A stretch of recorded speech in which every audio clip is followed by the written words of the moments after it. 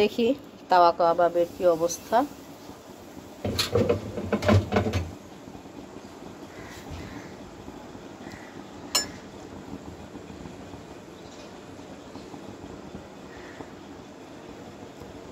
এটা মোটামুটি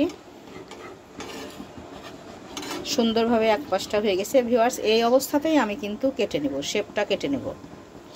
আপনি চাইলে চারকোনা বা গোল এভাবে কাটা একটু সময়ের চারকোনা বা বরফির মতো করে কেটে নেব। তো এখন আমি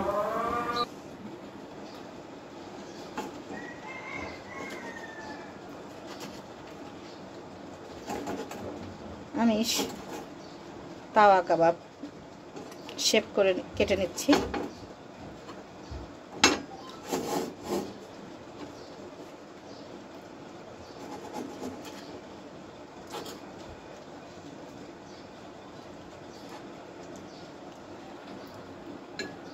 এবার এই দিক করে কেটে নেব।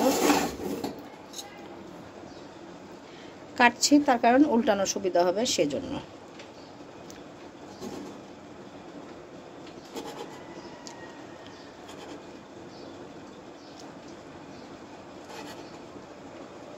এবারে উল্টিয়ে দিব।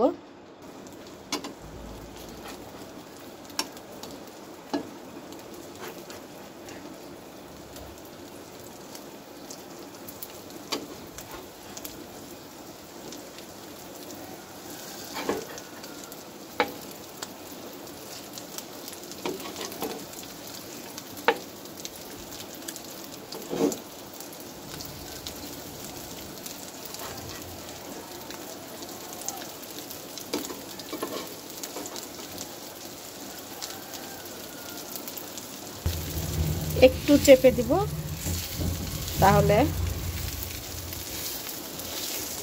সুন্দরভাবে ওই পার থেকে তাপ লাগবে। মাঝখানে আমি সামান্য করে তেল দিয়ে দিব, 1 টেবিল চামচ মতো। চুলার আঁচটা কমিয়ে দিব এবং আস্তে আস্তে লো হিটে আবারও 5-6 মিনিট ধরে ভেজে নেব, ঢেকে দেব। ভিউয়ার্স, আমি ডোনাট কাবাবটা দেখুন কমপ্লিট করে রেডি করে নিয়েছি। আর এখানে অল্প একটু কিমা বেঁচে গিয়েছিল, সেটাকে আমি চিজি চপ বানিয়ে নিলাম, চিজি বিফ চপ বানিয়ে নিলাম। এর মধ্যে চিজ দিয়েছি, আমার নাতনি খুব পছন্দ করে, সেজন্য 2টা চিজ দিয়ে বানিয়ে নিলাম। এখন এইগুলো ডোনাটটা নামিয়ে ভেজে নেব, ততক্ষণ ওয়েট করব। আর একটা কথা ভিউয়ার্স, এটা আমি এইভাবেই পাত্রে বা বক্সে বা এরকম করে নর্মাল ফ্রিজে রেখে একটু এটাকে থিকনেসটা বজায় রেখে ডিপে রাখবো, বেশ অনেক দিন ভালো থাকবে। প্রয়োজন মতো বের করে 10-15 মিনিট আগে বের করে ভেজে নিলেই হয়ে গেল।